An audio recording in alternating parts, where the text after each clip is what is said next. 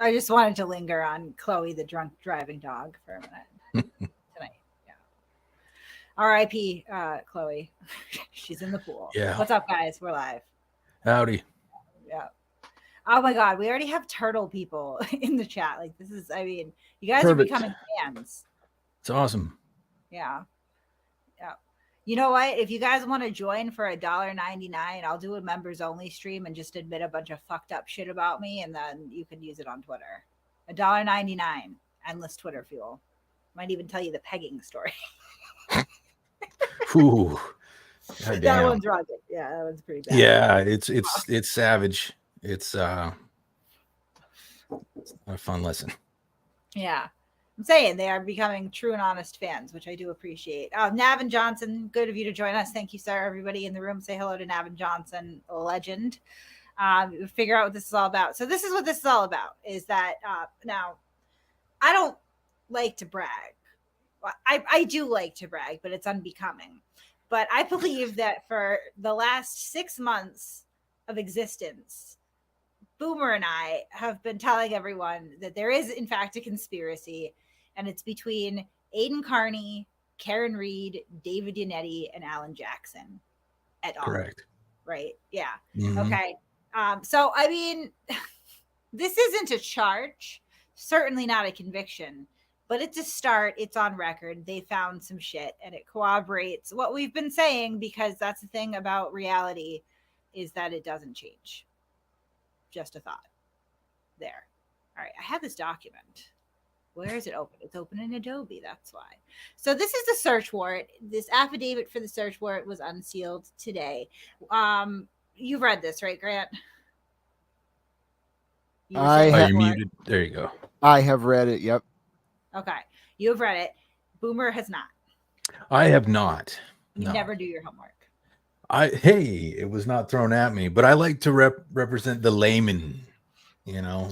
This is pretty much everything that we already knew and we've been saying, right? Because like I've been well aware of this. Like trust and believe. I don't open my mouth unless I'm pretty confident about things. 9 times out of 10. Every once in a while, I'll just like pull something up. Hold on. Like I gotta be I would like pull up and say, like, I would surmise that Pat McLaughlin probably doesn't have many friends and lives at home, right? Like I can't prove that. I just feel like saying that. I'll try to preface it. It's a theory. But, like, what?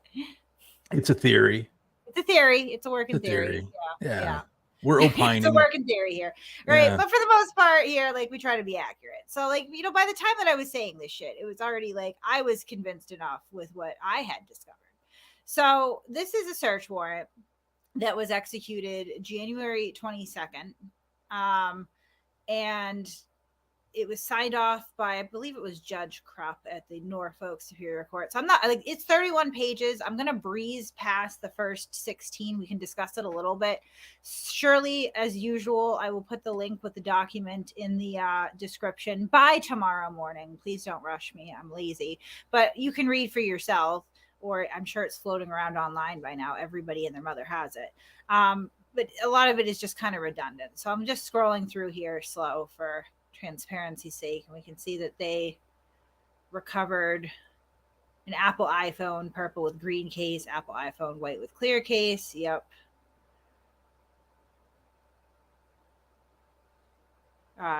Fanning witnessed the inventory. I'm sure you guys will have a theory for that. And Brian Tully applied for it, right?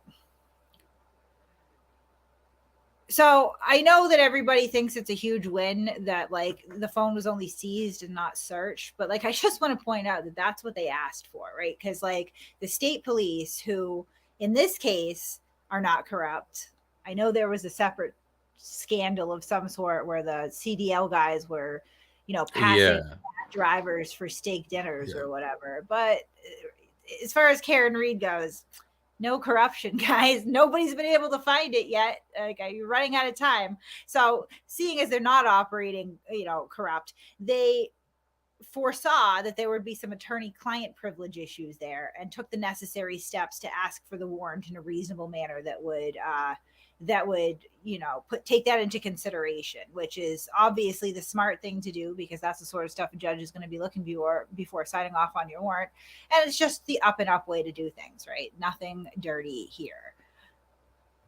Unless, do you disagree with me, anyone? No, but I think people should just understand what that means is, so police, I'm not a lawyer. This is not legal advice, and you should get a lawyer if you have legal questions. But when the police seek a warrant to search something, we're talking about searching property or a person or whatnot. They have to specify the thing being searched, the manner, place, and time in which it's going to be searched. Another way to do this, though, is like Kate was talking about, to specify an item that's going to be seized. And if you do that in the context of a concern about an attorney-client relationship, what you're basically doing is saying you're going to ask the judge eventually, before you search the phone, to have a taint team screen the information on the phone and make sure no attorney-client privilege information that was not subject to something like the crime fraud exception to that privilege be given over to the prosecutors and the defense. Right. So the first several pages here, 16, I believe, is just, it's pretty much just a copy and paste of Aiden's statement of facts in his case, right? So they're just going over what we've been over about Aiden's conduct as it relates to the Karen Reed case.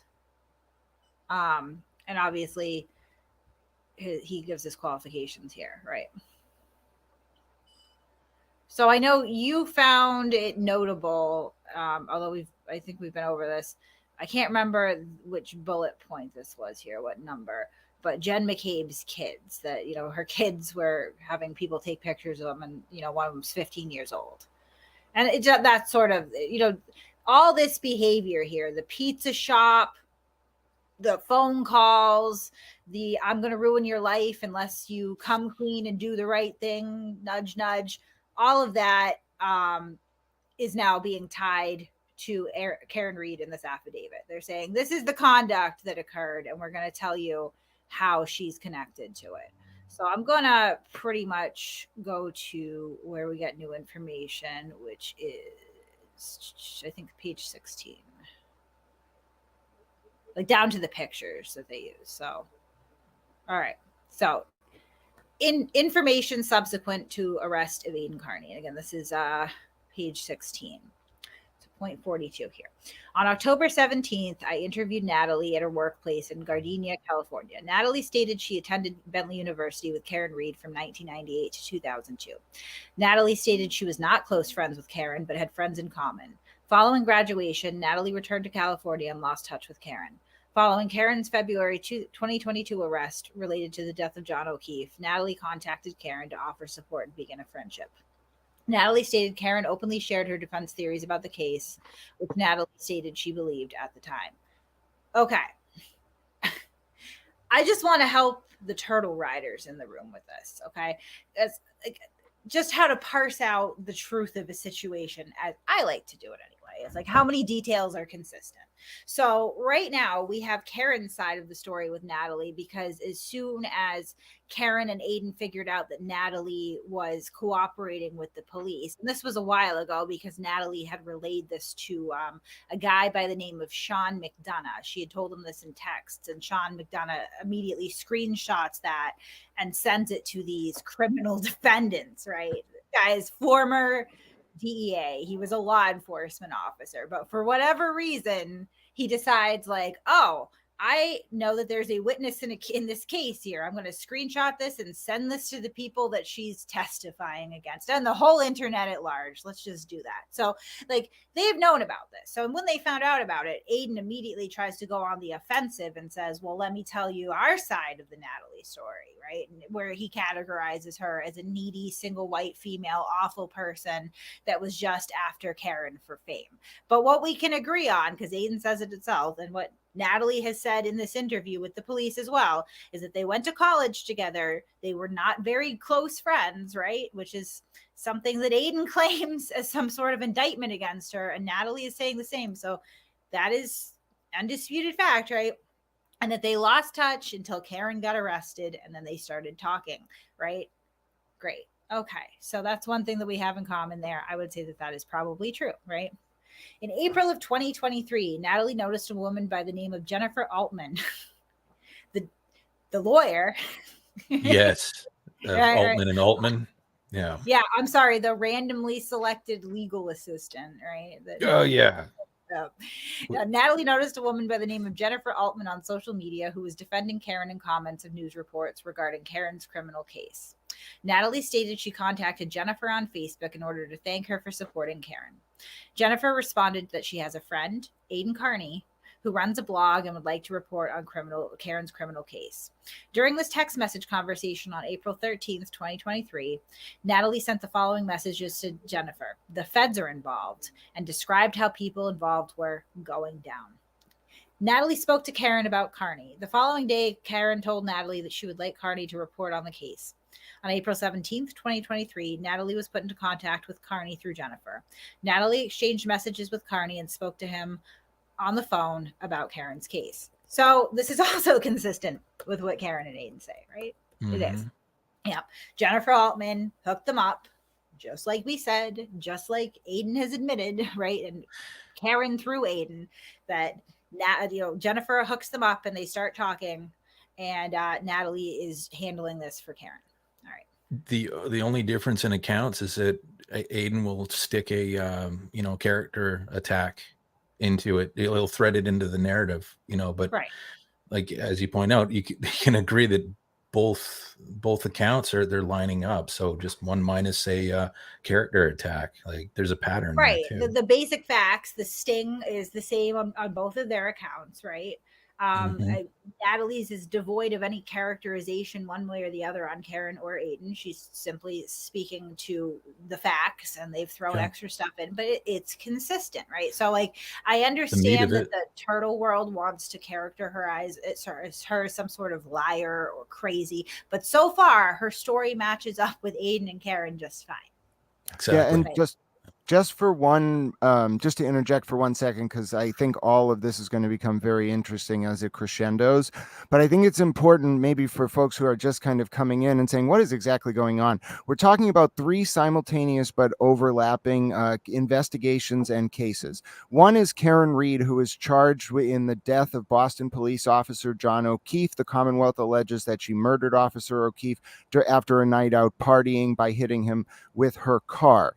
Then, subsequent to that, after Reed was on trial, she got involved with a man named Aiden Kearney, aka Turtle Boy, who then himself became subject to felony charges for witness intimidation in the context of Reed's murder trial. Then, on top of all of that, you're going to see a simultaneous intertwined federal probe into the Reed murder case that it will turn out may have been pretextual in order to undermine the investigating prosecutors and benefit Reed. So that's the context, if you're wondering. It is complex, but you can put this all together and follow it, especially after reading this document. Yeah.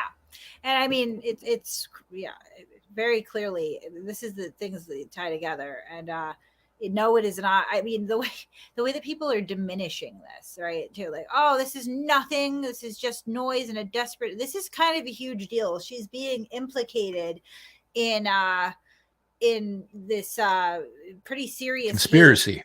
Yeah, this conspiracy, right? Like, I mean, in addition to the murder charges, like, one count of witness intimidation in Superior Court carries a maximum sentence of 20 years in prison, right? And there's a ton of victims here, and that each one is a count.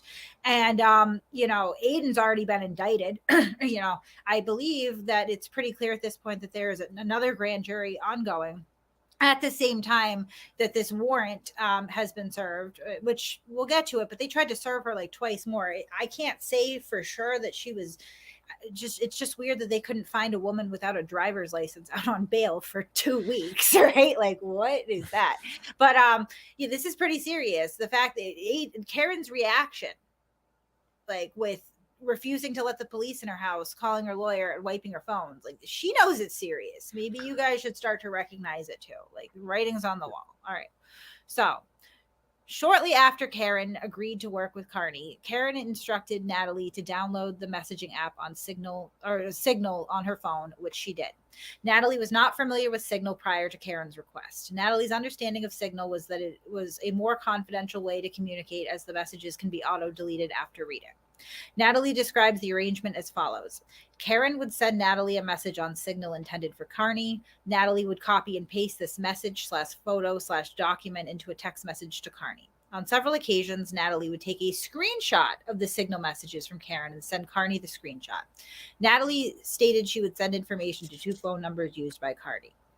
And again, okay, like, this is true because when Aiden recounted this story, he said, yeah, so Natalie was just copying and pasting messages from Karen. She was expendable. Anybody could have done her job, and I found someone else to do it.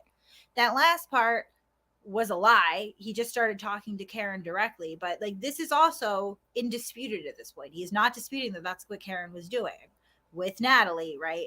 And I understand that, yes, a criminal defendant can talk to the media, but I don't think that with Dateline or Boston Magazine or Court TV that she was demanding that they speak through an intermediary that's using the encrypted app Signal and auto-deleting messages to do it, right? Or am I wrong? Is that usually, Grant, you're the journalist, not me. Yeah, Grant. You conduct interviews? Yes, I do conduct interviews. Sorry, I was encouraging people to donate food to migrants. Can you repeat the question? He's going to come up here and all right, hit you fucking trolls in the face with his liberalism, and I'm here for it. I like the dissent. No, so this is, I just went through paragraph 44 here, right? That Karen and Aiden were communicating through Natalie, who was receiving messages from Karen on Signal, right? And Aiden has admitted this, right? So I'm saying, is it usual as a journalist, do you conduct your interviews by interviewing someone who is sending messages via Signal to an intermediary that is answering questions for you? No, and I wouldn't accept the information that way without also speaking to the source directly, which I think we end up finding out happens later in this affidavit, because there's first of all, just on a practical level, the nature of telephone, if you've ever been in kindergarten, is that by the time even one person relays that message, it is not the original message. I don't care if you quoted it, something's going to get mistranslated because of how the conversation's going to flow. It's just not the same as talking to a person. Second of all, when dealing with sources, I don't know that the intermediary doesn't have some ulterior motive. For example, maybe the intermediary and the source got in a fight or something, like also comes out in this affidavit. So I'm not taking anyone's word at face value unless you're in person with me and I'm reading your aura and like I can use extrinsic information to validate what you're telling me. So no, I would never accept information that way, but I would accept a tip that way to then talk to the source further. Okay. Well, if fortuitously, Aiden was talking to Karen through Natalie the whole time, and they were copy and pasted messages. So I just want to give him credit where credit is due, that the anonymous stranger, well, not anonymous, but the stranger from California that he's talking to that is telling him that she's definitely sending messages from Karen. Like, she was telling the truth. So that's good, I guess. Outside of that, yeah, I mean, now that what a reckless thing to do, I guess. I don't consider him a journalist, but I mean, on Karen's end, that's pretty sketchy. I would imagine that that's not how she conducted her interviews with Dateline or Boston Magazine.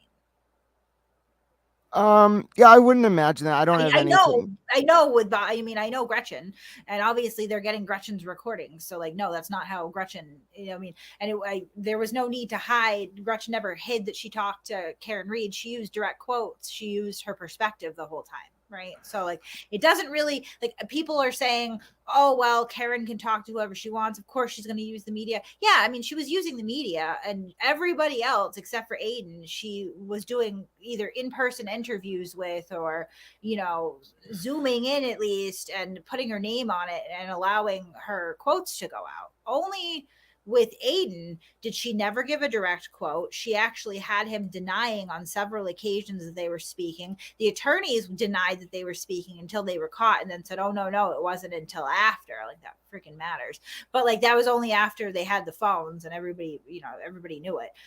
So I don't see this as like the innocuous. I think anyone, if they can be intellectually honest with themselves and separate themselves from the sunk cost fallacy that I'm sure that they're knee deep in right now, and realize that like you could be wrong objectively, this is not innocent behavior. If Jen McCabe or Krusty Panties was engaged in this sort of behavior, right, like you'd be all over it. And in that case, you'd probably be justified because it's suspicious as shit, right? But you have these blinders. This is not innocent behavior. It's just not, right? Well, And the fact that Aiden's using 2 phones, like, what the fuck?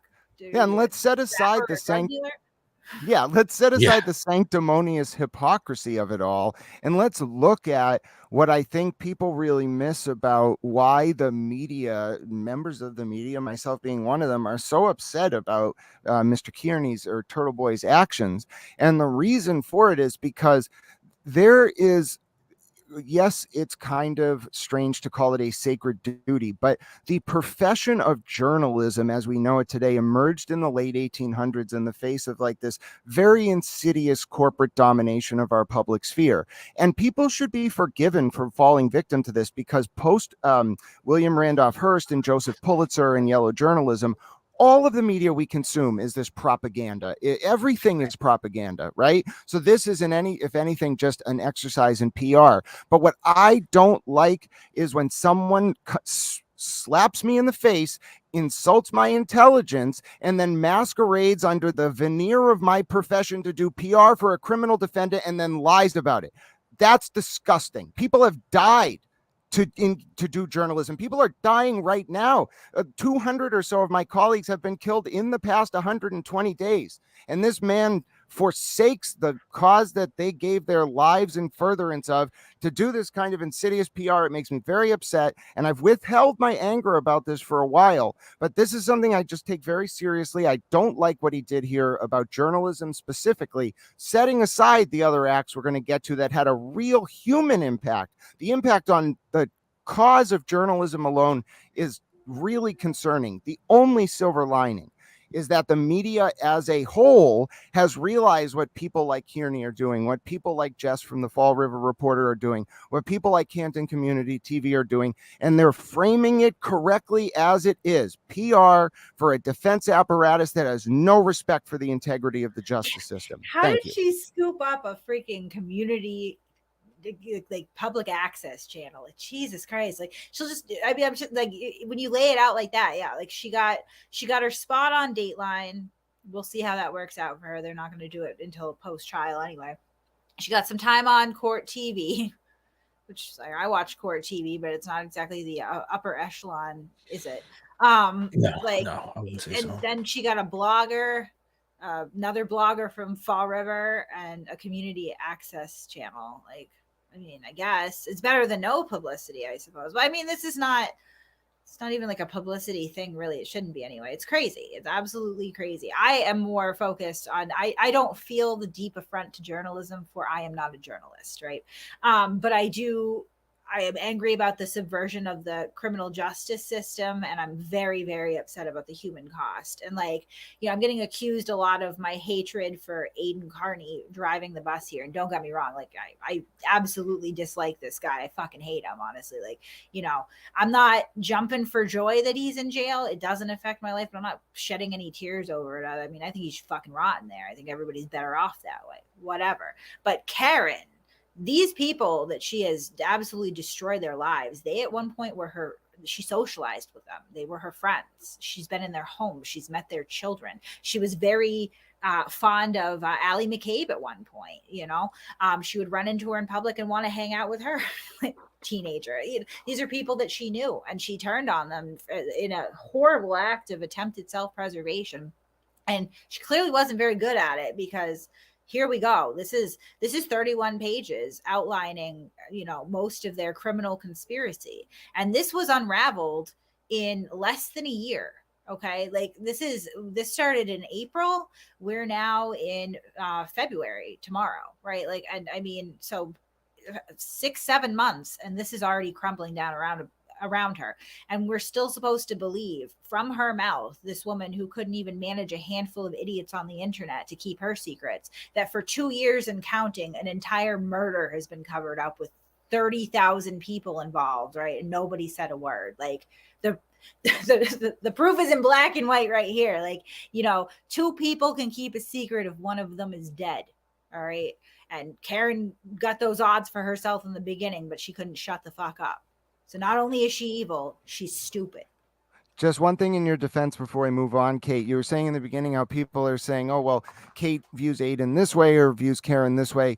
Ida Tarbell hated J.D. Rockefeller because Rockefeller Standard Oil Company put Ida Tarbell's father's independent oil town out of business. That does not mean that Ida Tarbell's study and investigative reporting into the Standard Oil Company was not the exemplar of that discipline. So my point is, people can, this is very mutually exclusive. You can have a view on something and at the same time indulge in an exercise to discover the facts. Some people cannot do that, which is why this situation has become so poisonous, but you have done it, in my opinion, and I applaud you for it. Well, I try, but I don't know about all that. I mean, definitely I was not shocked, or, you know, I probably could have entertained I never would have entertained the conspiracy further with or without Ian, because it was fucking stupid. Like, I remember the first time that I was convinced to read his first stupid blog, right? All right, what is he talking about? Like, I remember thinking like, oh, well, he just tanked what's left of his blog. No one's going to believe this shit. It's retarded, right? Like, it's the stupidest thing that I've ever read in my life. And here we are with a throng of idiots that are going down with this ship. All right, so 45 here. Natalie stated that the content of the messages shared by Karen to her were Karen's defense of the charges, including information regarding witnesses, the home of Trooper Michael Proctor, pictures of witnesses, autopsy photos, motions filed by her attorneys, police reports, photographs taken by the MSP Crime Scene Services section, and feedback about Carney's blog posts, social media, and videos. This arrangement began on or about April 17th. A check of text messages on Natalie's phone confirmed Natalie's statements. So again, like, Natalie's not a liar. She is telling them this, and they're checking her phone, and it checks out, right? It appears most of the messages sent by Natalie were authored by Karen. For example, messages would start with "Tell TB, Turtle Boy," from Karen, or not for public, but you and Aiden can see. On April 22nd, 2023, Natalie's messages Carney, "We are all very grateful to you." Carney responds, "It's my job. Glad to help." Carney would frequently check with Karen through Natalie if he could use a piece of material sent to him in blogs and videos, to which Karen would respond to what he could use. One example of material sent to Carney, but not to be shared publicly, is the 911 call reporting John O'Keefe's discovery on January 29, 2022. The audio file was sent to Carney along with the message, "Do not share." Other examples include messages sent by Natalie to Carney. "Urgent, do not publish anything from the report on Julie Nagel. And make it clear he didn't just get it from us." In another exchange on May 6th, Carney text messages 5 photographs that appear to be pictures taken by CSSS of Karen's car, including the taillight. Carney then asks, "Can you walk me through what these are?" Sorry. I'm going to finish this one. A later message from Natalie appears to be in response to the pictures. "Can you ask him if he got those photos from the court? I'm just not positive they are public." Carney responded, "And how did she get them?" Natalie responded, "They're in discovery, but I'm not sure they're public. I am the accused, Aiden." No, Aiden doesn't even know that the defendants have access to discovery. He's fucking retarded. Carney later admits to confirm he cannot talk about the photos on his show that night, to which Natalie responds, "Don't talk about those on the show tonight." All right. So he is getting all of his information from the criminal defendant, who is censoring what he can and cannot post on his blog. Right. Which, I mean, even for the turtle riders and whatnot, they're talking about, hey, she can just tell her story. It's just, you know, somebody who's been accused reaching out to the media. Right. Is it normal to direct the media? Well, is that normal? I didn't really introduce myself. I'm sorry. I'm very bad at, I just like to talk about the issues. But Kate kind of mentioned it. I do a little bit of work in journalism, and I've done some reporting in kind of a structured format. I've undergone training with this. And so you were just asking, is it normal to get direction like this? I would push back against my editor exercising this level of editorial control over my story, not to mention a source. I would, unless a source and I negotiate, and the source says to me, say like, "Oh, I want to read the piece before it goes out," which I probably wouldn't allow unless there was a really Right. good reason, or the source says I was a victim of domestic violence or SA or whatever. And then of course it's going to be different. But if I'm writing a piece about your perspective, you are not getting editorial control, and you are certainly not screening what I'm including. Don't give it to me if you don't want me to write about it. Right. It's great. And I mean, again, like, it's hard to say that she's not really directly involved when she's now directing all the blog posts. And I mean, there's more that comes with that. On April 29th, Carney asks if he can talk about or use different materials on his YouTube show. Natalie, acting as an intermediary with Karen, responds to Carney, "Make it clear he didn't just get it from us, but don't show the exhibits, just read them. And please tell him not to share the title. It has Yanetti's initials in it, DRY, referencing David R. Yanetti." In So mid-May, well, I'm sorry. one thing on this, one thing that I forgot to mention. Okay, so there's something I think folks should understand, which is when you're a journalist, you can engage with a source in a few different ways: on the record, off the record, on background, or on deep background. But a key premise to this is that before you accept information, the source must ask you, "Can I give you this on background or off the record, etc.?" If they don't, it is all presumed to be on the record. Getting information and then going to a source and saying afterwards, "Oh, can I publish this, or was this off the record, this on the this on background, whatever it may be," that is, I've never heard of that happening. That's not journalism. It is PR. Right. Right. In mid-May, Carney sent Natalie a picture of himself wearing a t-shirt depicting a Google search bar with the phrase "Haas long to die in cold," a reference to piece of evidence in Commonwealth versus Reed. Natalie responded that she will ask Karen if he can wear it to court. Natalie later tells Carney it's okay to wear the t-shirt "How long to die in the cold. I got the okay." Carney responds, "Really? And you asked Alan?" in an apparent reference to one of Karen's attorneys, Alan Jackson. Natalie responded, or she replied, "Absolutely." Carney was seen wearing the shirt at the July 25th court date, as shown in pictures above. So Karen Reed and her defense team are now dressing Aiden for court. Yeah.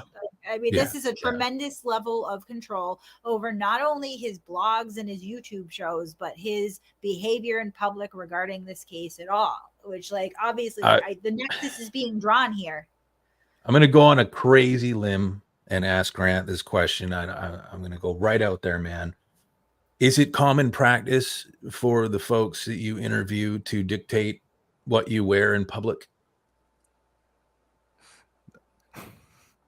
I'm trying to think if anyone has ever dictated what I've worn in public, and maybe like when I went to my school photo picture in like 4th grade, that was the last time this happened. But no, not only would I not let like someone in my life dictate what I wear, but because it's a fundamental violation of my autonomy and it would feel disgraceful, but especially a subject of my reporting. Again, we're running into this arena of, it feels like Miss Reed owns the little turtle thing, right? and I'm sorry, but that's concerning.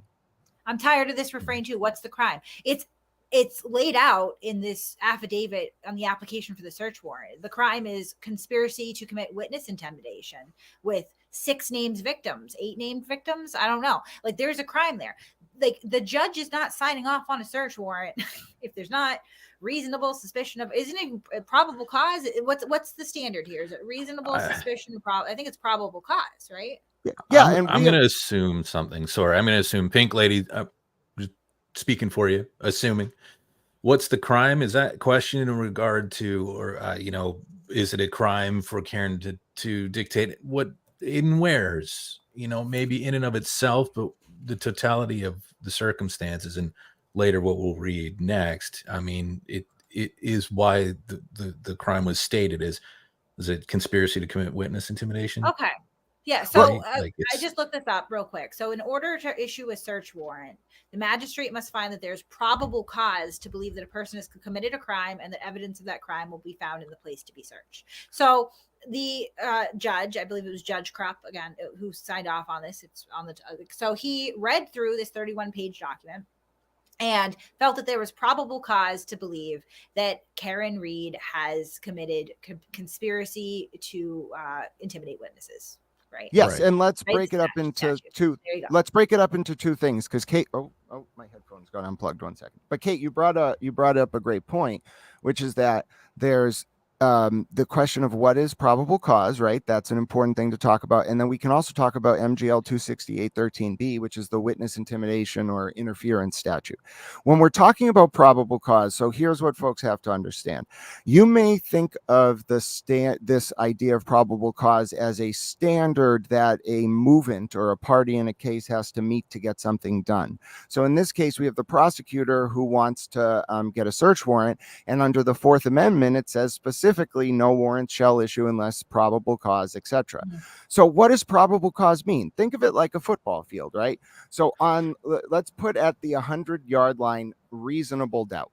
That is what you have to do when you're at trial and you want to convict someone beyond a reasonable doubt. Very, very high standard. Maybe a little bit lower is what you'd call preponderance of the evidence. So let's call that at like the 51-yard line or so.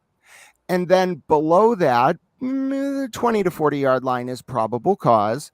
And then below that is something you may know from a great case called Terry v. Ohio. I'm a big fan of it, where they established the standard of reasonable articulable suspicion, which we'd put at about the 10-yard line. So if we're thinking about the matrix here of standards, probable cause isn't preponderance of the evidence or reasonable doubt, but it's way more than reasonable articulable suspicion. And this is a heavy burden. This isn't just going to issue. You have a constitutional right for this not to issue unless that burden of probable cause is met, which it was here.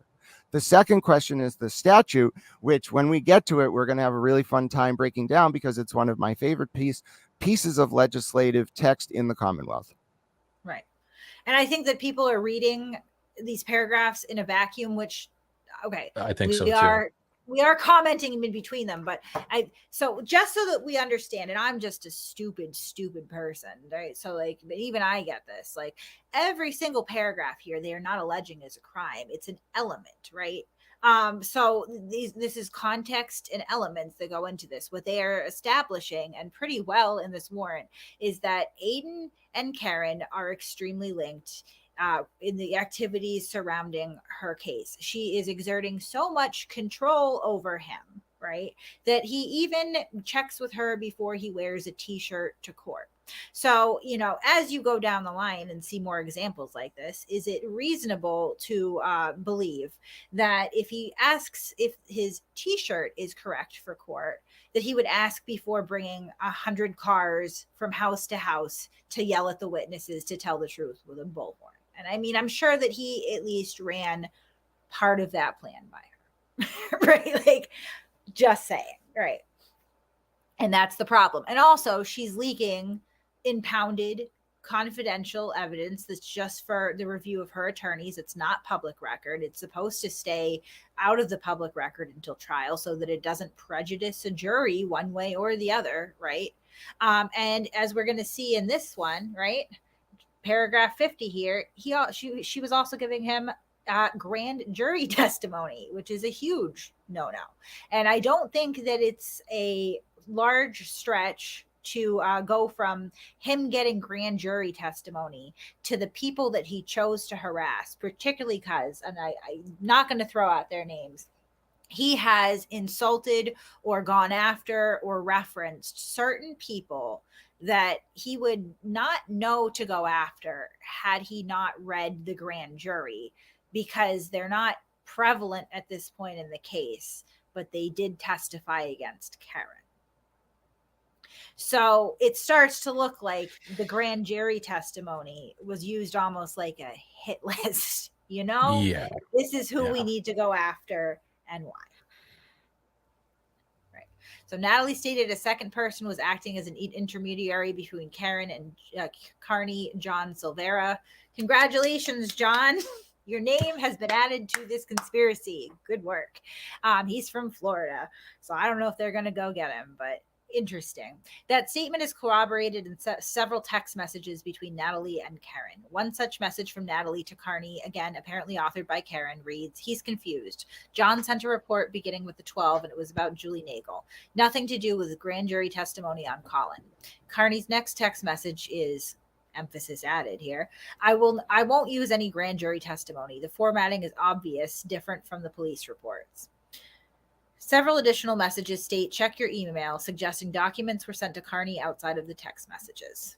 Well, at least they'll know where to look. Hold on, before we move on, can we just go back to line 4 of that last paragraph? And can we just give a special shout out to the wonderful author of this document who managed to write the words Karen Reads together and use her last name as a verb? Kudos to you, whoever you are, author of this document. Yeah, I didn't catch that. On several occasions, Carney questions Karen's defense theories. In one such case on April 23rd, 2023, Carney does not understand how Karen knows Colin Albert was at 34 Fairview Road when John O'Keefe arrived. Carney sends the message, "Hey, need to talk to you ASAP. And it's really important for me to know, how do we know Colin was in that house?" Natalie, as an intermediary, sent the message, and TB can't say the defense had a source that Colin was there. It's important for us and TB, right? Which I think he said anyway, right? But he wasn't supposed to. Right. He did that a few Lies times, did he leaking out, not? Yeah. Carney responded, "Need to talk, emergency. And while I'm starting to lose confidence, Colin was in that house and I'm freaking out." Natalie sent the message, "Brian and Nicole and Chris and Julie all testified he was there, but I can't send grand jury testimony because it's sealed."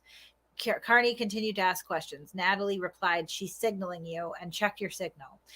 Carney asked who, and Natalie responded her. In a similar exchange on May 7th, Carney wrote, "Not gonna lie, this is getting old. I don't like the riddle, put the clues together stuff. This isn't a board game. By now she knows I can be trusted. What you told me means that the 227 Google search makes no sense." Right? Oh, it makes perfect sense if Karen Reed asked Jen McCabe to make that Google search. Right.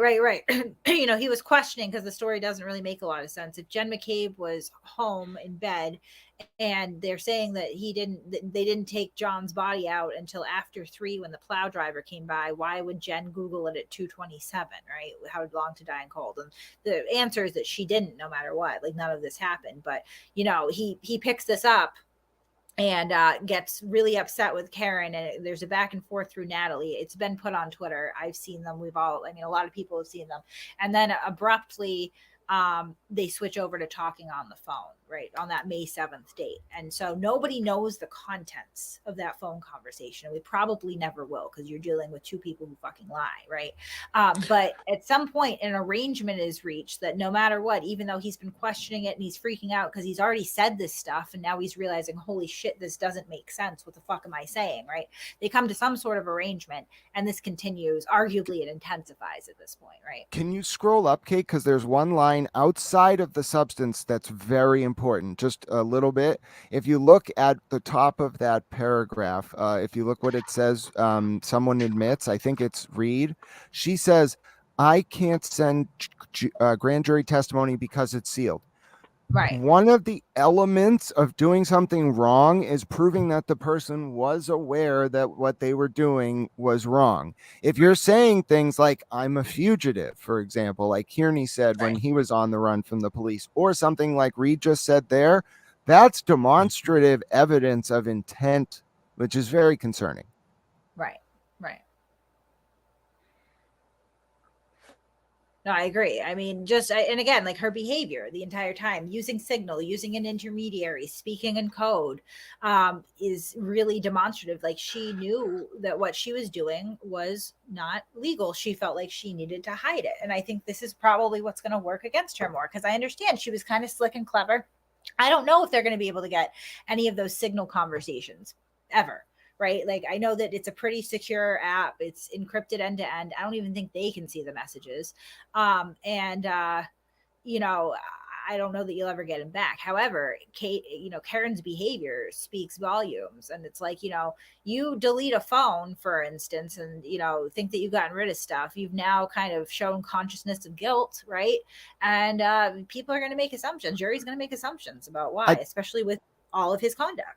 And I think we should tell people that, just to be clear, when this search, we're reading through the affidavit that was attached to the seizure warrant. When these phones were seized, the reports came out, according to the Boston Globe and others, that the phones were seized. And so the phones were wiped. Excuse me, they were seized, but they were wiped before they were seized. So therefore, one has to wonder, why would you do that? And we can get into the technical details more later when it comes up. But when you're talking about wiping phones, the only reason you would do that, because think about it, all of our communications, unencrypted, like our cell phone calls, our texts, our use of apps, those are stored by third-party record providers, and anyone can access them. Anyone who doesn't know that is just waiting to get very, very screwed. But when you're using something like Signal, the reason why encryption works is it's kind of like when you buy something on Amazon, right? You can send your credit card, quote, across the web because of something called a handshake that happens due to this very complex thing called prime factorization. Basically, we know how to multiply two big numbers together, but we can't take the square root. And therefore, when you send that Signal message across the cell network, the government can't see it. The phone companies can't see it. It is ostensibly private, but it is stored locally on your machine. And if you don't take steps to obliterate sectors of the hard drive, you may have heard the term bleach bit or whatnot, that data is potentially recoverable. And at a very minimum, if you take the steps necessary sometimes to delete this kind of data or overwrite it or whatever, it's going to be visible when you analyze the sectors on the hard drive that damage happened, which is itself even more concerning. So Miss Reed's in a bad position. Yeah. Okay. So this is 52. During the interview, Natalie discussed a May 3rd court date for Karen's criminal case. Carney requested for someone to save him a seat in the courtroom. Karen arranged a seat for Carney. On April 23rd, Carney sent the message to Natalie, "I'm excited and honored that her parents would want to sit next to me in court." The seat arrangement is described in a May 2nd message sent by Natalie, acting as an intermediary. "I've tried to coordinate TB and John/Donnie. My parents have a full row with their lawyer, my brother Ingrid. He can sit right behind them." And he was. Natalie recalled Carney being invited to have lunch with Karen and her defense attorneys. This is a bombshell, but I've known this too. I think I've talked about this, including Alan Jackson and David Yannetti after the May 3rd, 2023 court date. A check of the phone revealed one of the first text messages to Carney. Natalie stated Karen and her team will likely be convening at the Omni Seaport after the May 3rd hearing. Carney responded, "I'd be happy to meet up with them." On April 28th, Natalie sent Carney the message, "Turtle can meet with Alan on Tuesday, May 3rd, perhaps." Natalie stated that she spoke with Carney following the May 3rd court hearing. Carney stated he was nervous to attend lunch with Karen and her attorneys as he would feel out of place. Natalie reassured Carney he was welcome and stated it was a good opportunity for him. Carney opportunity, huh? Carney agreed and stated that he was going to attend the lunch. Carney sent Natalie a text message at 6:28 p.m. stating, "We had a great time." Natalie would later mention Carney having a nice time at the lunch. It should be noted that at all times, Natalie was in California, did not attend any Reed court dates, and was relaying messages from Karen to Carney. On May 6th, Carney texted Natalie, "Can I see the hairs?" "She showed me in person," emphasis added. Natalie then sent Carney 2 pictures of what appears to be a hair next to a measuring tape often used by CSSS when documenting evidence. Natalie then sent the message, supposedly the same hair. These photographs are not part of any public filings. So yet again. A check of the text messages from Natalie's phone reveals several instances where it appears Carney communicated directly with attorneys Alan Jackson and David Yannetti, the first being on April 22nd, 2023. Natalie sends Carney a message, "Did you talk to AJ today?" And Carney responds, "Just saw his text, gonna call him in a bit." On May 2nd, Natalie sent Carney the message, "Colin has a lawyer, ask Yannetti about it." On May 5th, Natalie sent Carney the message, "Tell TB from me. Be strong, Aiden. Get down for a day, but wake up and keep fighting tomorrow. Please call Alan and spitball your issues with him if you want to, and nothing gives you a shot in the arm like talking with AJ." Natalie later asks, "Did you call him?" And Carney replies, "Just did." And that's important I'm not going to get into that right now because I don't know where that evidence is going to go with the case. So I don't want to, but like he got some help from Alan Jackson potentially. And it's that's concerning. That's all I'm going to say. And I know at some point it'll probably come up on the public record. And if it doesn't, we'll revisit it. But on several occasions, the nature of the relationship between Karen, her defense attorneys, and Carney is discussed. In one such exchange on May 7th, Carney states he disagrees with Alan Jackson's theory of when O'Keefe was allegedly moved to the front lawn. Carney wrote, "Keep in mind, Karen, AJ, and myself don't officially talk. It would be normal for me to have opinions that differ from the defense, although we all agree that Karen had nothing to do with it." I made it clear that my theory of how he died is simply that, a theory. If there's more information I haven't been given that can prove my theory is wrong, I'm all ears. Natalie responded, "I hear you, Aiden. It's good not to be completely in sync. We are open to other theories." I thought Karen knew what happened. Sounds like a creative writing assignment. Yeah, it sounds like they're spitballing bullshit to deceive the public with, to me. Wait, hold on. Prosecutions have theories of the crime because they don't know what happened. Right. The defense does not have a theory of the crime. Right. I mean, they ostensibly could, but not the way that is phrased. That sounds like, oh, well, we have our theory now, but hey, if you can give us something that will stick, we'll run with it. Right. Yeah, how can we punch up what we've already got? It sounds like Hollywood. It sounds like a script writers meeting. That's what it sounds like. Right. A pitch table. Yeah. In public settings, Carney and the attorneys for Karen Read have denied communicating or mischaracterized the nature of their communication. On September 27th, 2023, Boston Magazine published an article about the homicide of John O'Keefe and Karen Read's defense. For the article, the author interviewed Karen, her attorneys, and Aiden Carney. The article described Carney's involvement in the case from April through July 2020. Through the July 25th court date. After describing how the author interviewed Carney at his residence, the article states both Carney and Read's defense team say they have never been in contact with one another.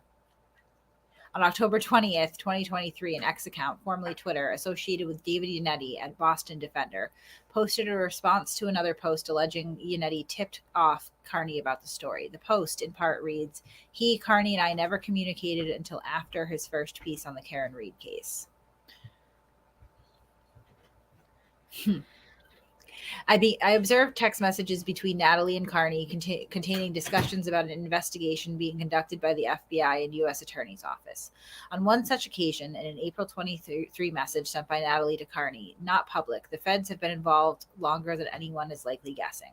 On October 28th, Natalie sends Carney the following message. But I don't understand why he doesn't mention more the feds are involved. The first assistant U.S. attorney. They don't shoot and miss. They have a case and way more evidence than we do. I know this for a fact. Jen McCabe testifies this coming week. I'm not sure about the others. This is coming from Karen, right? And just to pause for a second here, so that first U.S. attorney reference is a little vague, but we have to remember what timeline this was. And the U.S. attorney's office had a transition after Rachel Rollins left for, strangely, starting a pretextual investigation against the Suffolk County district attorney after he beat Rollins' ally Ricardo Arroyo in a primary. But nonetheless, that transition led to then first U.S. First Assistant U.S. Attorney Joshua Levy becoming what Mr. Levy is now, the acting U.S. Attorney for the District of Massachusetts. So that's that context, which then gets explained a little later. Right. I mean, and the entire time, like, Aiden is not thinking, like, it's weird that this lady is giving me information about, like, never mind. Carney responds later on April 28th. Has there been any new information about the FBI investigation and handing out subpoenas? Natalie responds, no new info. Just they already present the case to the grand jury as we speak. And the DA's office has been informed. That is confirmed, 1,000%. In late April 2023, the Norfolk DA's office was notified by the Boston U.S. Attorney's offices that witnesses involved in Commonwealth v. Reed were served with subpoenas for a federal grand jury. In a later exchange, Natalie wrote to Carney, "Bingo was in reference that you got the name of the AUSAs correct." And Carney responded, "Oh, she spoke to David, I'm guessing." On May 5th, Carney stated that he heard a rumor 20 FBI agents were seen in Canton for possible arrests. 2 days later, Natalie sent Carney a message that contained in part, "Not public." Levy confirmed no swarms of FBI were in Canton 2 days ago. The reference to Levy is most likely United States Attorney for the District of Massachusetts, First Assistant U.S. Attorney Joshua Levy. In a subsequent conversation, Natalie sent Carney a picture of what appears to be an organizational chart of the U.S. Attorney's Office with the position of First Assistant U.S. Attorney circled in yellow. Natalie then sent this message, "No rush, but you can tell him. Josh Levy is the First Assistant. There's only one First Assistant, and he doesn't typically prosecute. Like, he never prosecutes. He just delegates to the assistants within the divisions. Example, Adam Deach. But he's running this grand jury." Yeah. At the May 3rd Norfolk Superior Court date, while in open court before Judge Canone and television cameras, attorney Alan Jackson reported federal authorities have now gotten involved in circumstances surrounding this case and have paneled a federal grand jury, to investigate some of these circumstances. Following the court hearing, Alan Jackson, David Unetti, and Karen Reed spoke to the media on the front steps of the Norfolk Superior Court. The Commonwealth later filed a motion requesting Reed's defense attorneys refrain from making extrajudicial statements. On July 25th, 2023, attorney David Unetti filed a motion in Norfolk Superior Court entitled "Defendant Karen Reed's Opposition to Commonwealth's Motion to Prohibit Prejudicial Extrajudicial Statements of Counsel in Compliance with Massachusetts Rules of Professional Conduct 3.6a." God, that was a mouthful. Yeah. That's what she said. Attorney Unetti addressed Attorney Jackson's statement regarding the federal grand jury. The Commonwealth's characterization of statements made by defense counsel, specifically those attributed to Alan Jackson, is misleading, lacks context, and is outright deceptive. Critically, the Commonwealth, in an effort to cast Attorney Jackson's statements in the most nefarious light possible, omitted the prefatory clause preceding the statement. What Alan Jackson said prior to the statement was, "It's being reported that." At the time the statement was made, it had indeed been publicly reported that a federal grand jury had been impaneled. There is a marked difference between stating that something has been reported and revealing something that was previously unknown to anyone. The statement was not the defense revealing publicly that a federal grand jury had been impaneled, something about which the defense team would have no knowledge. Instead, as Attorney Jackson stated, this was Miss Reed's counsel reiterating what had already been publicly reported. So this is very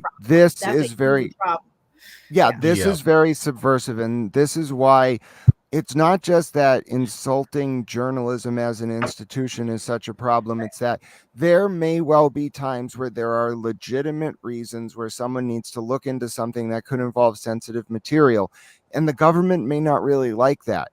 But it is absolutely not okay for a party to a case to try to create false pretext to publicly talk about federal grand jury material and then say, "Oh, we didn't release this, we just reported on it," when the reason it got reported on was you.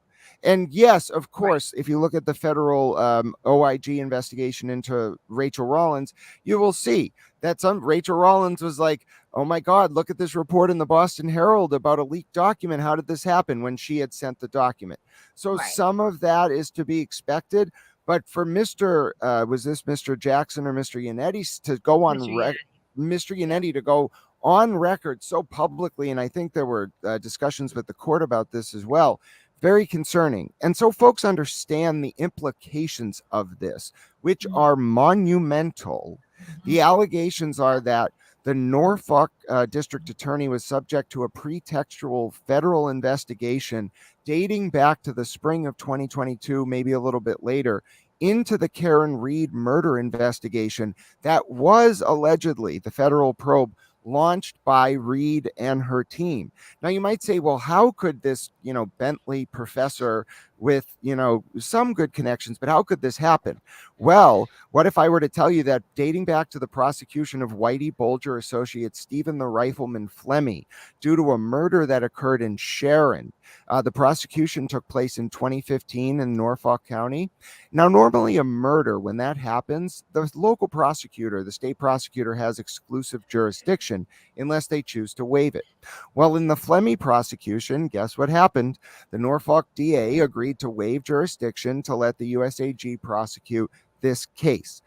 And in the context of that joint investigation, one of the staff members with the DOJ's Public Integrity Unit, his wife, it's a Mr. Chow, Dustin Chow, his wife was working in the Norfolk DA and got passed over for a promotion.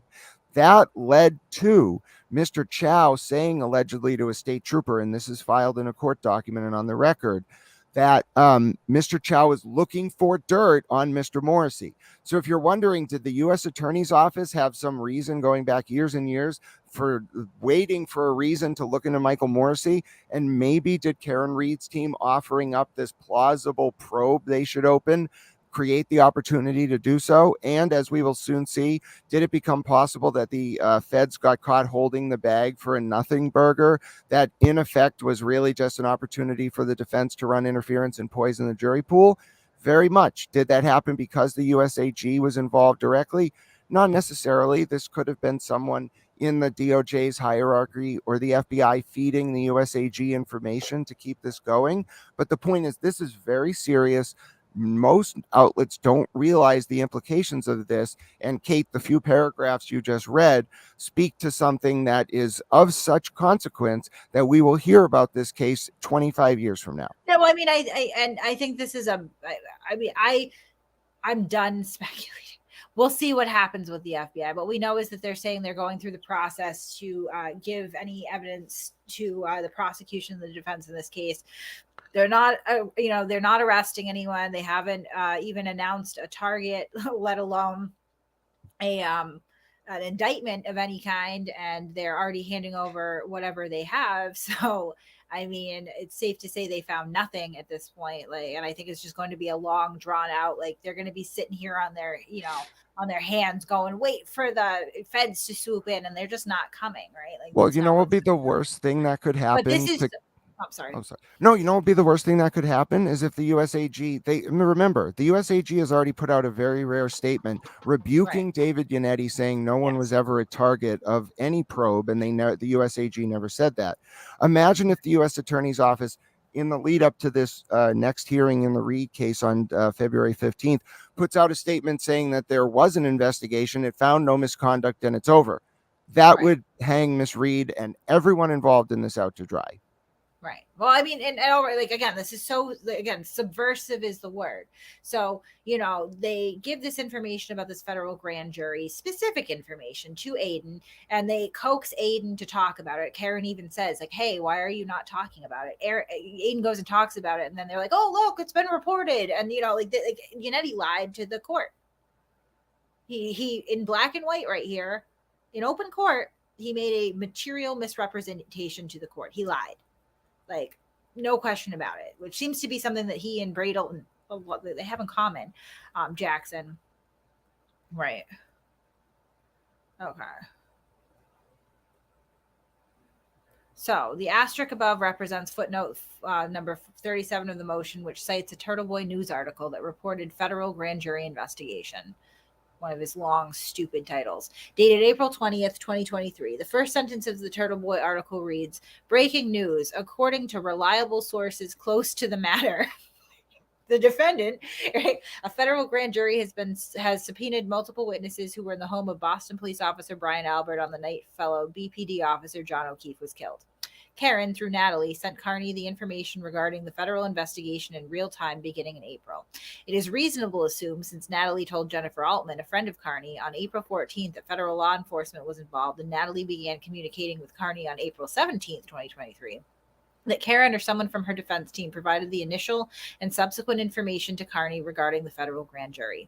No evidence exists that Carney is employed by either attorney, nor is he a client of either attorney. There you go. No attorney privilege. I don't even know if Karen's going to be able to hang on to that when this is all said and done, honestly. And that would be problematic for her. On an August 29th, 2023 YouTube video, episode 609, 17-minute mark, Carney just denies ever having spoken to Karen Read. He describes how a follower of his blog connected him with a friend of Karen Read's, which is where he receives his information. He described the relationship with Karen's friend as follows. That's what journalists do. They talk to sources. Okay, Karen Read is allowed to have friends and they're allowed to talk to me. That doesn't mean I'm communicating with her or her lawyers. I tried friend requesting Karen Read and it came back rejected, but she's not stupid, clearly. I've asked her friend, obviously, can I talk to Karen Read? Can I talk to her? And the answer is no. So what am I going to do? August. Yep. They started talking in April. On October Mhm. 30th, 2023, Carney appeared on a live show, New Bedford Live. At the 37-minute mark, Carney is asked if he has ever met Karen Read. Carney responds, I've seen her in court. I've met her family. I talk to them, not every day or anything like that, but I've had many pleasant conversations with them. But Karen likes to keep a distance, I think, between herself and me simply because they're after her. For one thing, they're after her. And number two, it just, affects my professional reputation if she's my BFF or something like that. But I fully support her. I think after this is all over, her and I will be friends. But for now, it's about business. What a strange way to describe your relationship with a murder defendant. Business. Yeah. Right? Unless you're the lawyer. Like, what kind of business is it? Several text exchanges suggest Carney and Karen communicated directly without Natalie acting as an intermediary. These messages are in addition to the previously mentioned messages asking Carney to check his signal. Natalie stated she never communicated with Carney on the Signal app, and those text messages were informing Carney that Karen was sending him messages directly on the Signal app. One exchange on May 6th involves Carney disbelieving a portion of Karen's defense and is frustrated. He texts Natalie that he tried calling her, Karen. Natalie asks 15 minutes later, are you guys on the phone now? And Carney responds, yes. And 45 minutes later, we're still talking. Natalie stated she believed Carney and Read spoke on the phone at length during this time.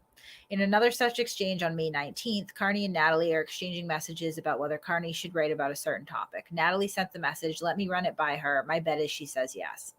The next message sent by Natalie, acting as an intermediary for Karen, is as follows. Yeah, he already asked me, but it's his call. Karen Read had been interviewed by other media outlets, including ABC's Nightline and NBC's Dateline. She was interviewed by a reporter from Boston Magazine. She has not acknowledged speaking to Carney. Furthermore, she took steps to provide Carney non-public information while appearing to be distant, including using an intermediary, controlling what he could publish publicly, and using a messaging application outside of traditional text messaging.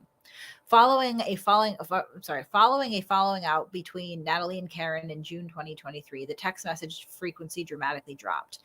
Natalie was no longer sending Carney information related to the homicide after mid-June. On June 23rd, Natalie asked Carney to talk to Karen about her being mad at Natalie. Carney responded that he does not want to play mediator and be in the middle, which would be another insinuation Carney and Karen communicate directly. All right.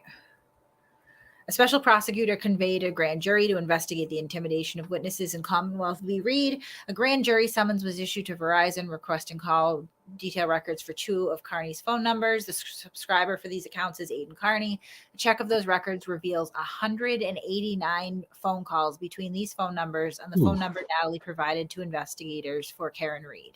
The duration of the phone calls between Karen and Read total in excess of 40 hours. These conversations are in addition to the communication Read and Carney allegedly had on the Signal app. The first entry to communication between Carney and Read's is May 7th, 2023.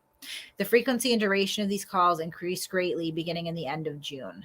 The communication continued throughout the fall and winter of 2023, with the last entry of these phone communications occurring on December 21st, 2023. And that was the day he was charged up in Superior Court for the witness intimidation. That was when that was that hearing.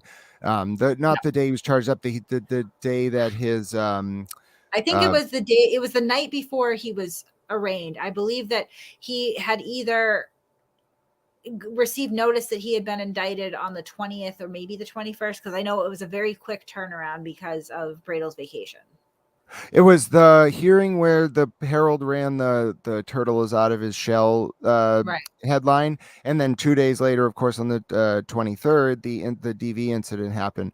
But the Right. reason why I wanted to bring something up was that this obviously just said that it was only referring 189 calls in 40 hours to the times that these two felt so cavalier that they could talk on Right. unencrypted lines. Who know? You can make phone calls on Signal. Who Right. knows how long? And that's not in your phone record. That's goes on data. That's an app. So who knows how long these two have communicated and how much they've talked. Yeah, it's a lot. All right, now we're going to keep going with the bombshells here. A check of the phone records from Carney's phone revealed communication with cell phones associated with David Yannetti and Alan Jackson. There we go. There's the trifecta. A phone number ending in was checked through LexisNexis, a commercially available database, and was associated with David Yannetti.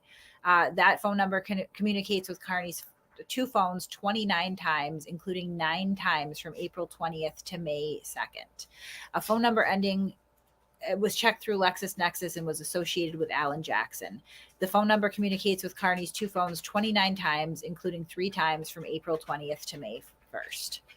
On October 10th, 2023, Aidan Carney was arrested pursuant to several arrest warrants issued out of Stoughton District Court. He was arraigned in Stoughton, D.C. on the same date, which was widely reported by local media. On October 12th, 2023, Natalie received a call on her cell phone from the main office number for Worksman, Jackson, and Quinn, the California law firm of Alan Jackson. Natalie stated she did not answer the call, nor did she return the call. She stated that she has never spoken to Alan Jackson, David Yannetti, or any other attorney representing Karen in Commonwealth v. Reed prior to October 12th or since. So 2 days after he gets arrested, they're calling Natalie. And this was the district. What? This was the district court. This was the first time it was revealed because this was the district court indictment charges back in October. So he 2 days after this happens, Jackson is calling Natalie, who you were about to explain more about, apparently because Jackson saw the news about Kearney in the district court. Right. Well, and I'm presumably they knew and they were concerned about Natalie, right? And that's why they tried to reach out to her. I don't know whether it was to try to bargain with her or try to intimidate her, but she didn't answer the call. We won't know. Highly inappropriate. No reason for them to call her, especially with it was Aiden's case. It had nothing to do with Karen at that point, right? Aiden's case. On December 20th, 2023, the Norfolk grand jury returned indictments charging Aidan Carney with 9 counts of intimidation of a witness, 5 counts of illegal picketing of a witness, and 3 counts of conspiracy to intimidate a witness. In December 2023, I communicated and interviewed with a witness relative to ongoing conspiracy to intimidate witnesses of the Commonwealth v. Reed case. I interviewed her at a residence with another investigator. Given widespread media attention and ongoing intimidation of witnesses involved in this case, this witness will be referred to as the pseudonym Jane. That's kind of them, but Aidan blew that up immediately. So, yeah. The purpose of using a pseudonym in this affidavit is to prevent the public disclosure of her name at this point in the investigation. During the in-person meeting, Jane relayed the following information. Oh, a quick pause on can we just scroll up to 75? So I just want to I know we said it's a very good thing, even though Aidan, Mr. Kearney named this victim, as did Canton Community TV, and I believe Jess from Fall River Reporter.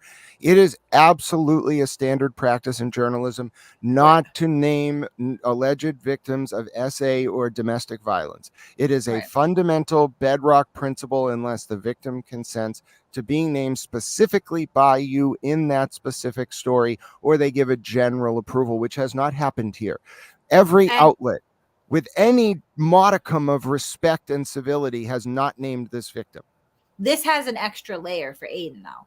If you go to paragraph 14 of her restraining order, right, that's in effect right now. I know that Aidan took this to the SJC. I'm sure they're going to tell him to pound sand, especially after, if he publishes this, especially if he names her and publishes this. And we know that he's dictating blogs because he said so. So we know that he's the one, having these people post this stuff. It's him.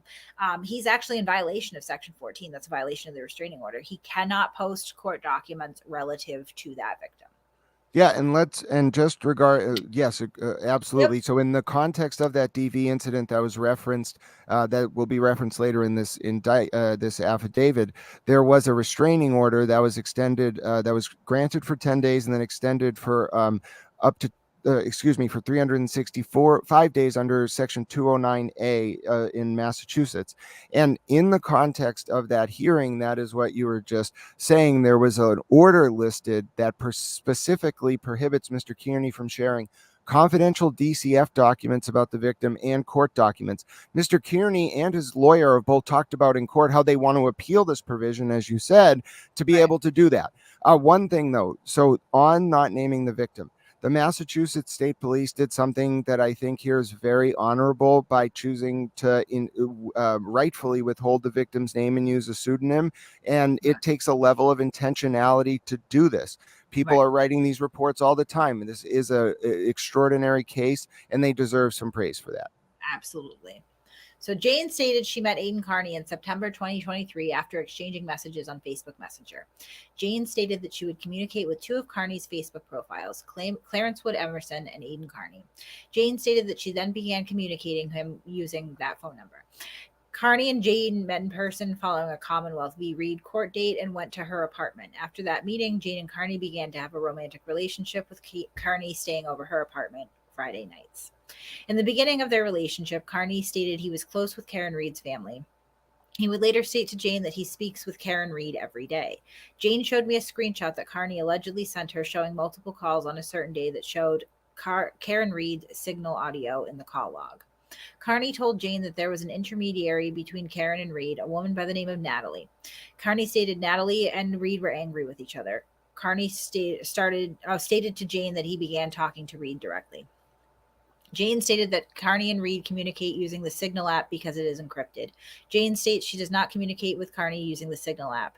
Jane stated Carney runs everything by Karen, meaning all of the blog posts and social media content is approved by Reed prior to Carney publishing. Carney described Reed as a difficult, controlling, and gets irritated with him. Jane stated Carney showed her material relative to the investigation of the homicide of John O'Keefe, including the 911 call and cruiser video footage before it was leaked on social media. On December 1st, 2023, Carney posted a live video entitled Karen Reed Case, Jen McCabe 911 Tape Breakdown. The audio is in fact a voicemail recovered by investigators from John O'Keefe's phone that captures Jen McCabe calling 911 from a different phone, reporting on finding O'Keefe responsive. O'Keefe's phone was recovered by first responders on January 29th, 2022. It's reasonable to assume only the Commonwealth and Reed's attorneys are in possession of the audio file. Not anymore, thanks to Aiden. Jane described one instance where Reed controlled what Carney would publish. Carney wanted to release the Canton Police cruiser video footage she had obtained from Reed. Carney asked Reed if he could publish the video on his Turtle Boy platform. Jane stated Reed said no to the request. Carney was frustrated and contacted one of Reed's defense attorneys, Alan Jackson. Jackson approved the release of this video. Reed later found out about Carney going to Jackson and was angry. During a November 28th, 2023 YouTube live video, Carney discussed the existence of video from cameras affixed to the Canton police cruisers who responded to the scene, including the names of the officers whose cruisers had video. Jane stated different sources of financial benefit for Carney and his partners. Jane stated that Carney is doing well with donations. I screamed at this part. Carney has alluded to the fact that he did not pay for a Lexus SUV he recently acquired. Carney made statements similar to, if my frugal mother ever found out I paid for the Lexus, she would be mad. And even if I didn't pay for it, what's wrong with that? A check of RMV records reveals that the Lexus was purchased in the end of June 2023. Further records reveal that the vehicle was paid in full using a personal check. That's a $60,000 car. And I'm sorry, but this motherfucker was driving around a broke down Honda CRV that was like literally falling apart. He doesn't even pay for drinks or meals out with his mistresses, right? Like, this guy has no fucking money. I know that he got an injection from all the donations and web traffic for a little bit, and I would conservatively guess probably maybe like 10 grand a month, but he spends it too, right? Like, he did not just all of a sudden wake up one day and pay $60,000 in cash for a car. That's insane if you believe that. And He Kate, went from having nothing to writing about Karen Reed to paying for a car in cash. Hello. Well, Kate, I'm looking at this very interesting purchase and sale agreement that Turtle Boy posted before he was jailed. It shows that there was a financial, the vehicle was financed for a total of $59,186.56. But this document indicates that the car was paid for by a check. So, and from what I understand, that purchase and sale agreement isn't really the actual explication of the payment. It's just a sort of perfunctory facial document. And now we have evidence that Turtle Boy lied when he said that car was financed and that the car was paid for according to this document with a check. That could mean, because the allegations are that Lexus came from Karen Reed's family. That is explosive. And it was out there before, but this is saying that there is a record of the personal check, which means someone wrote that personal check. Right. And I mean, really what it's going to come down to is who wrote the check. If it was him, they're going to check the financial records. Most likely it's just a subpoena away. And I mean, even if they gave him cash and he deposited a large amount of cash, you're going to be able to have to explain where that cash came from. Well, and my favorite thing was someone on Twitter immediately when I put a screenshot up of this paragraph, they made a comment that said something along the lines of, who signed the check, and their handle was cash only girl, and my immediate response was, wow, very relevant username. Yep. Jane stated she was told by Carney that the Reed's attorneys were working with the U.S. Attorney's Office, specifically acting U.S. Attorney for the District of Massachusetts, Josh Levy. Carney would talk a lot about the federal grand jury and Levy with Jane. Jane stated Karen Reed was interviewed by federal law enforcement. That's new. Jane also shared other comments Carney learned from Reed that are corroborated by other information known to this affiant. Jane was served with a summons to appear before the grand jury on December 22nd, 2023. Carney learned that Jane was served a summons and they agreed to meet at her apartment on the night of December 23rd. During this meeting, Carney told Jane to tell the grand jury that she did not remember anything, delete evidence from her phone, and told her he would hire her an attorney if she cooperated with him. Carney later assaulted Jane, which led to Medfield police charging Carney with assault and battery on a family household member and witness intimidation. Carney was arraigned in Dedham District Court on those charges on December 26th. Based upon the foregoing facts, right, and this is, there's probable cause to believe that Karen Reed committed a violation of Massachusetts General Laws, Chapter 268, Section 13B, witness interference with all these people. They're going to read the statute. I could read it now, but most people in here have already heard it, and all the turtle riders don't understand it anyway. Wait. Yeah, based on the foregoing facts, there is probable cause to believe that Karen Reed committed a violation of Massachusetts General Laws, Chapter 274, Section 7, conspiracy to commit intimidation of a witness by entering into an agreement with Aiden Carney by providing information, photography, materials relevant to her criminal defense, and editorial oversight of blog posts and videos intended to harass, intimidate, and cause emotional harm. Okay, now that we've read 84, I think it is worthwhile because this isn't just the statute. It is, so I'm used to reading the statute. This is the first time I've seen it formatted this way. And I do think a lot of people, as you know, Kate, don't understand what this statute is or how it functions. So I think because everything from here on in is centered on it, it would be worth it to just show people, and I will do it very quickly in under a minute, what the statute is and why this is such a powerful statute, because I think a lot of people think it's a joke. It is not. And so if you can scroll up for 2 seconds, I will just show them. The top of the statute identifies who is covered. And we already know that witnesses and family members are covered. But sorry, it's a little higher. But then, yep, right there. So we know that the people who are covered. But look at that paragraph above. Whoever willfully, either directly or indirectly, threatens, attempts, or causes physical, emotional, or economic injury or property damage. That's what we're talking about.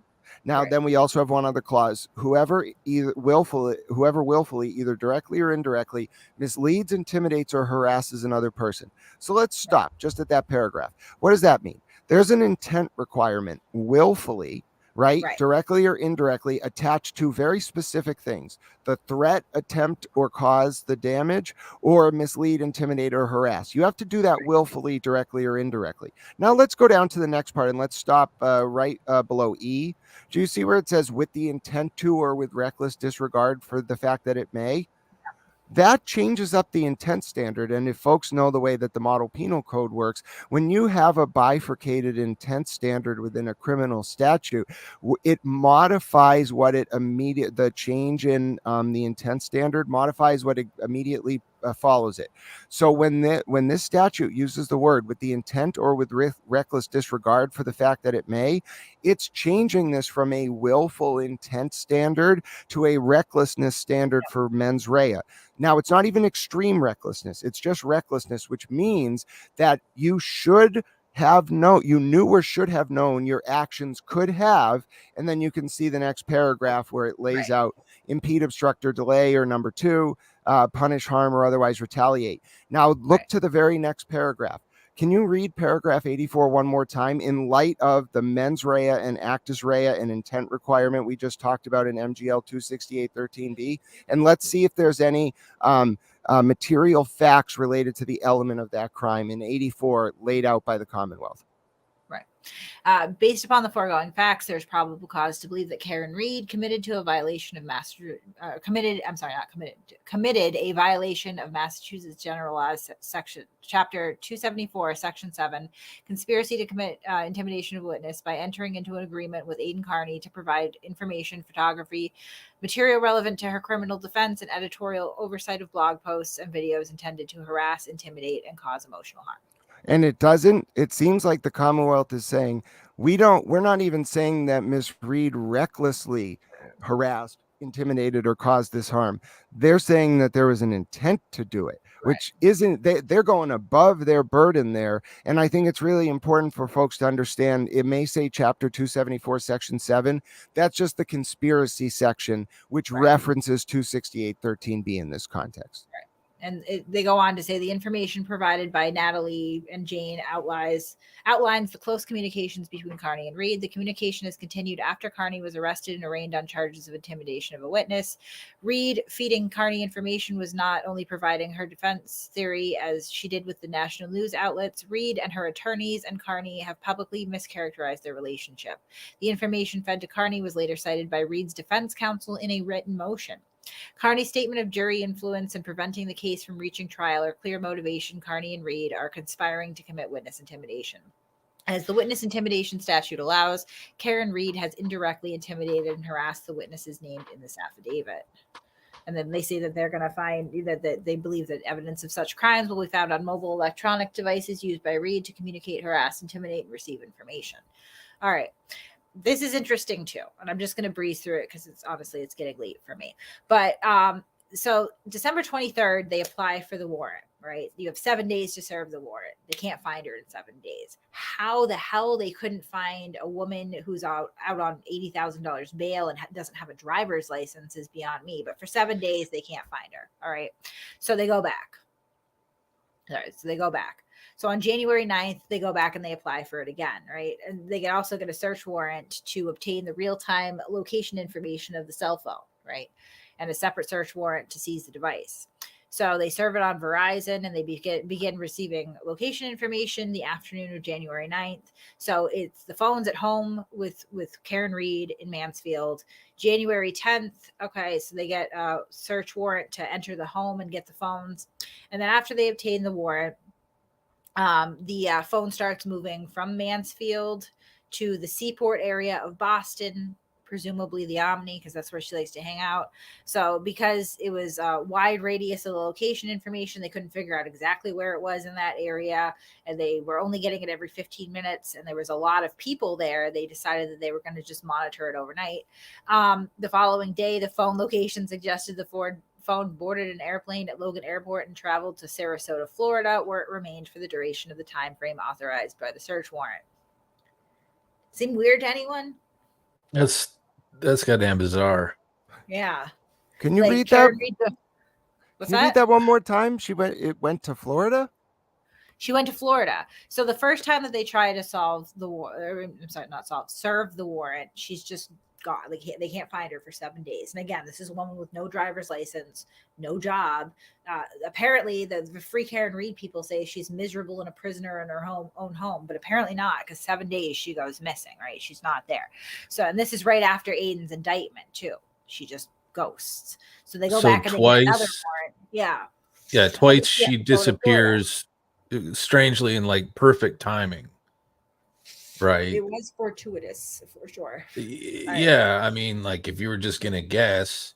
And the rest of this is just his justification and qualifications as far as why he's asking for what he's asking for, right? And then here we go. Based on the above, there's probable cause that the data will contain. Yeah.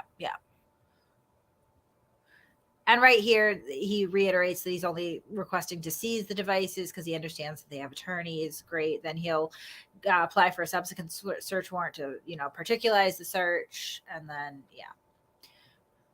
Oh, and let's see what it says under 103 and 4. Download and preserve. The download of the data contained on a seized device would ensure the integrity. I know through training and experience, users can erase data from a phone remotely. I respectfully request the authority to enter the phone for the sole purpose to place the cell phone in airplane mode, preventing the communicating and receiving the erase command. In the event that your device is seized with a passcode, the download of the device would prevent the remote deletion of data. The FIN has access to software that can attempt to bypass. Yeah, that's true. The process of bypassing a cell phone code can take minutes, days, weeks, or months. That's called brute forcing. It's basically a dictionary-based attack. In the event of no passcode is obtained and the phone is locked, respect authority to attach the seized device to such software in order to begin the password cracking process. In the event the passcode is bypassed, I request the authority to download such a device. Okay, do you remember when there was a very controversial case out of the federal court in California where Apple devices were resetting after police? Okay. As a result of that case, Apple changed it so that they specifically provide software that allow police to brute force phones. Now, what this search warrant doesn't seem to cover is what if they got a wiped phone, but I can already assure you that there are processes in place to do forensic analysis of the sectors of the hard drive, which are completely unrelated to the functionality of the phone's operating system for the graphical user interface purpose. Yeah, it's just I don't know. We'll see what happens because I've heard that the phone was wiped and that's ridiculous. Again, more just consciousness of guilt. But I just again, and I have to draw the parallel to the defense's theory here. They've had 2 years and they've never come up with anything. This is comprehensive.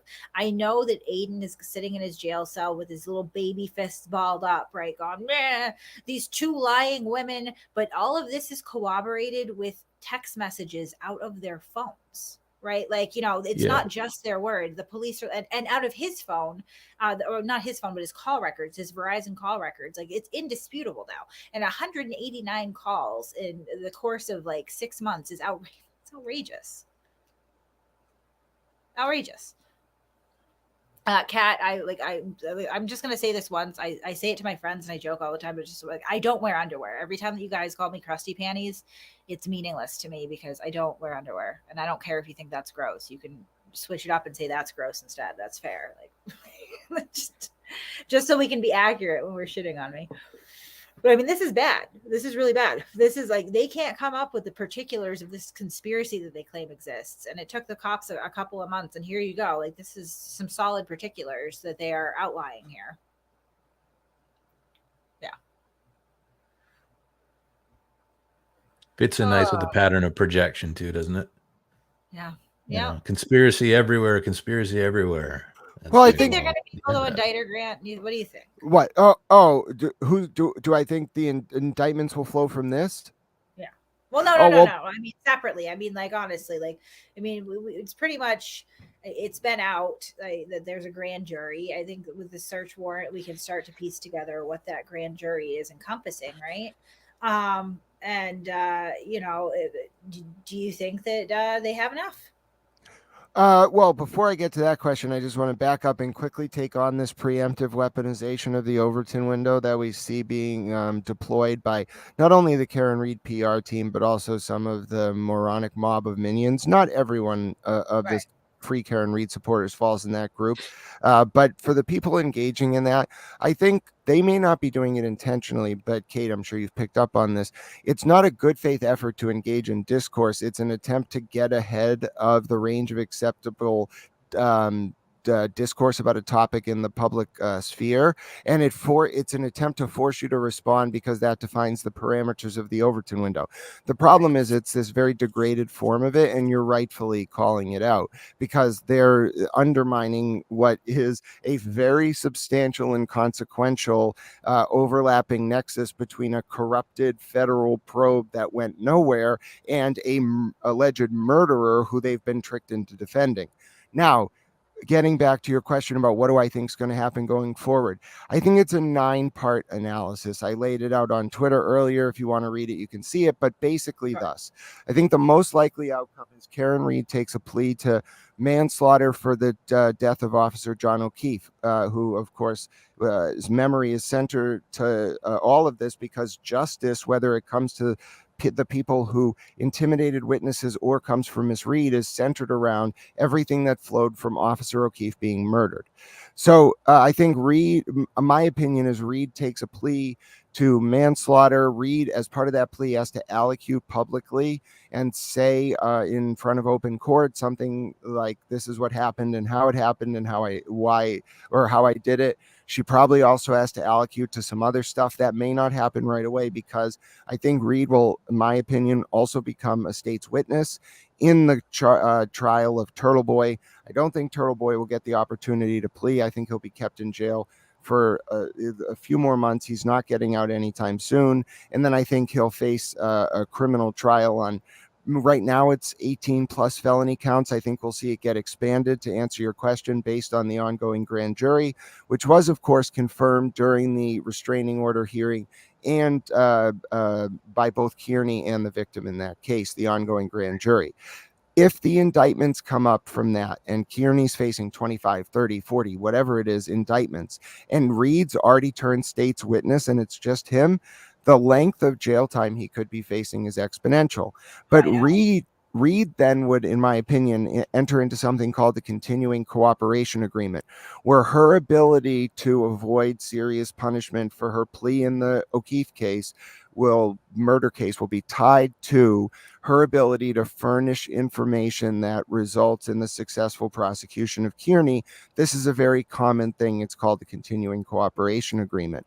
Then, as a result of those things happening, I think we will see other people brought into the state grand jury, and way more than the Canton 9 and some of these, that 10th person who faced a criminal charge. I think we will see far more criminal charges related to the apparatus surrounding Turtle Boy and Reed and the PR network here. And I think what will happen is those people may get plea deals or whatnot, but they're coming into that criminal case. And the reality is, and I've said this time and time and time again, the media attention is going to go away. The public focus is going to go away. What's going to stick is the people who catch charges and the criminal process that flows from that. Whether you take a plea deal or not, it is not going to be a pleasant road. And I think it is some wonderful, sorry, my voice is running out. I think it's some wonderful God-driven irony here, some karma, some karmic justice, that the people who spent months terrorizing the victim's family and the witnesses, including booing the mother and father of Officer O'Keefe outside the courtroom before one of Reed's hearings, they were psychologically engaging in stochastic terrorism to punish the witnesses and the family members for seeking justice by telling them they were all going to be arrested, the witnesses and family members. Now, the weight of our justice system is rightfully coming down on the people who did that, threatened the integrity of the process, put those people in fear, and collaterally ruined a bunch of lives, threatened a domestic violence victim, and just have made a mockery and disgraced everything that is supposed to be sacred about this republic, which took very long to build and even more lives to protect. And I'm just very frustrated that you all fell for it. It's time to come to Jesus and get out before you all end up handcuffed. That's my message. Not even just, it's just wrong, whether you're going to get arrested or not over it. It's like, this is abundantly contrived. Like, it's abundantly clear that it's contrived. right? Like, this is not real life. Like, this is not reality. They've sold you something. It's a lie. Like, the criminal aspect to it is one thing, but if nothing else, this search warrant affidavit outlines some very, very poor journalism, if you even want to call it that, right? Like, this was absolutely collusion between Aiden with the blog and Karen with the charges to sell a narrative, down to the point where she was censoring things. Like, the truth does not require censorship. I wouldn't gloss over the fallout that's coming, though, at all. I mean, it's my gosh, are you like it's gonna be Kat? intense. Your voice is running out because you're a bonehead. Never did yell at the O'Keefes. That's a lie. Okay, so that's how I'm going to read some super chats real quick. It's late for me. I know it's late for Grant. And then you know how we're going to take this out? We're going to take this out with Aiden's thoughts about the O'Keefes, just in case anyone's forgotten. Thank you for reminding me, Kat. Happy Life, thank you for joining. B. Tim, my friend, good to see you. Thanks for jumping on, QB. Hi there, Grant. Keep up the good work. Yeah, he is a fan of yours, Grant. B. Tim enjoys your work. B's Knees, thank you for joining. Yeah, I'm going to tell some fucked up stories in a members only chat. Just for, Team Skeptic, my king, good to see you. My brother from another mother. It has been a minute. You don't even call. I thought you were dead. I'm just kidding. Skip Tracer, I've been waiting for the stream all day. Thank you, sir. James Clay, thank you very much. Chris, thank you. In the name of all the trolls, hail trolling. Patoris says Kate always wins. Yeah, not always, but I'm very rarely wrong in these matters. Thank you, my dear Nima. You always win. Mordred LeFay says, I need to camp outside Cyrax's house with a sign. I decline. Thank you for the suggestion, though. Mel M says, this is a tough read. Thanks for going through it for us. It was a tough read. It's just a lot of pages, and it's late. So thank you, Kat. Oh, thank you, first of all. Thank you for joining us, Grant. It's always good to have you. And I'm sorry that we don't do earlier streams because I like to do them for you. Not a problem. And I found your video. It was from August 15th, 2023 at 11:13 p.m. I posted it in the YouTube comments. I'll send it in the chat now. It has documentation of the Turtle Boy and Karen Reed supporters booing the family of a dead police officer. I'm going to play it right now. This is how we're going to end that's what we're going to watch. Okay, we're going to end the stream with it. Yes, we are. That's what I know. I'm trying to breathe despite my incredulity, but that's what these folks deserve to watch to end this stream, because you made that woman cry. And if nothing gets through to you out of everything that has gone down here, making the mother of a murdered Boston police officer cry during the trial of the alleged murderer is a disgrace. And these images should stick with you and haunt you forever, God willing. Yeah. So thanks for joining us, guys. Thank you, Kat, for bringing this up. Everybody remember our dear commenter, Kat. She said that no one has ever yelled at the O'Keefe family, certainly not Aiden. So we'll watch it. Have a good night, guys. Good night. Good night. And the only thing I would say from my perspective, just having covered trials for years, is that for family members and stuff going through, and it's their loved one, their friend that's on that is the victim in the case, just a little, it's tough for them. It's really a difficult spot for them emotionally. Like, it's even tough for me just to sometimes approach them. Right. I just want to make it clear that we didn't boo his mother or anything like that.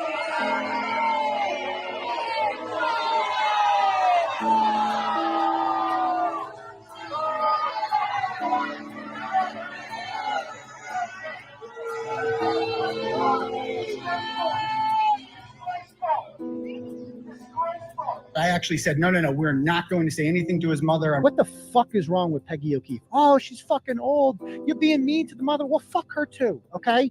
Fuck her too. Wanted to be very clear with that, because I know you're old and we have to be nice to fucking old people, especially when their fucking kids died. Okay. Even his brother, I said the same thing. We're not going to do that. And yeah, Paul, I'm talking about your mama.